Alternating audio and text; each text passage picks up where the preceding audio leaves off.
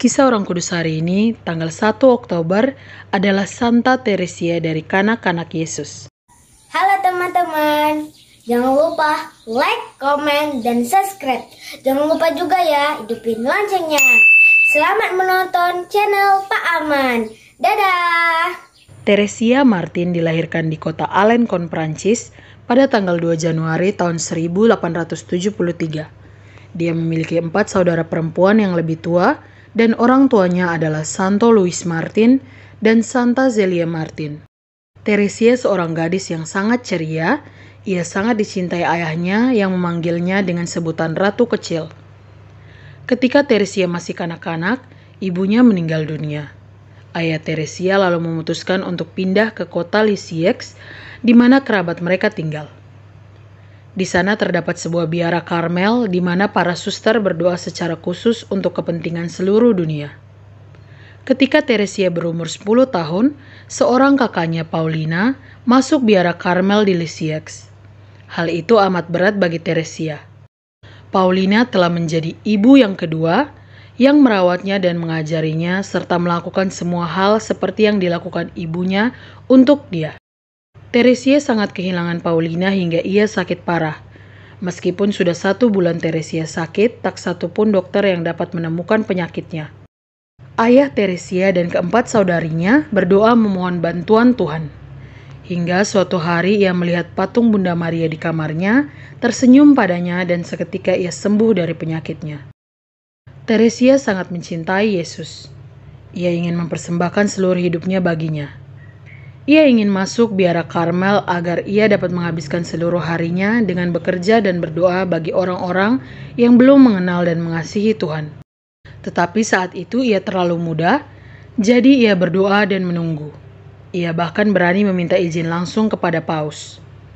Hingga akhirnya ketika umurnya 15 tahun, atas izin khusus dari Paus Leo ke-13, ia diizinkan masuk biara Karmelit di Lisieux. Dalam biara, Teresia menjalani kehidupan sebagaimana layaknya seorang rubiah Karmelit. Tidak ada yang terlalu istimewa. Tetapi ia mempunyai suatu rahasia, yaitu cinta. Suatu ketika Teresia mengatakan, Tuhan tidak menginginkan kita untuk melakukan ini ataupun itu. Ia ingin kita mencintainya. Jadi Teresia berusaha untuk selalu mencintai. Ia berusaha untuk senantiasa lemah lembut dan sabar, walaupun itu bukan hal yang selalu mudah. Para suster biasanya mencuci baju-baju mereka dengan tangan. Suatu saat seorang suster tanpa sengaja selalu mencipratkan air kotor ke wajah Teresia. Tetapi Teresia tidak pernah menegur ataupun marah kepadanya. Teresia juga menawarkan diri untuk melayani suster tua yang selalu bersungut-sungut dan banyak kali mengeluh karena sakitnya. Teresia berusaha melayani dia seolah-olah melayani Yesus. Ia percaya bahwa jika kita mengasihi sesama, kita juga mengasihi Yesus. Mencintai adalah pekerjaan yang membuat Teresia sangat bahagia. Hanya 9 tahun lamanya Teresia menjadi biarawati. Ia terserang penyakit tuberkulosis yang membuatnya sangat menderita. Kala itu belum ada obat yang dapat menyembuhkan penyakit TBC. Ketika ajal menjelang, Teresia memandang salib dan berbisik, "Oh, aku cinta padanya, Tuhanku, aku cinta padamu." Pada tanggal 30 September tahun 1897, Teresia meninggal dunia ketika usianya masih 24 tahun. Sebelum wafat, Teresia berjanji untuk tetap mencintai dan menolong sesama dari surga. Sebelum meninggal, Teresia mengatakan, "Dari surga aku akan membuat kebaikan bagi dunia."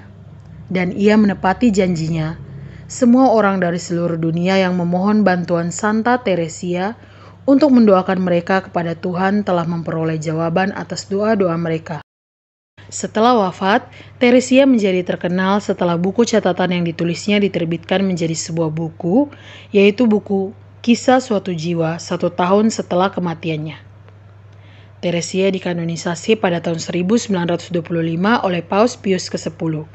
Ia dikenal dengan sebutan Santa Teresia dari Kanak-Kanak Yesus atau Santa Teresia si bunga kecil. Tanggal 19 Oktober tahun 1997, Teresia menjadi wanita ketiga yang diberi gelar Doktor Gereja.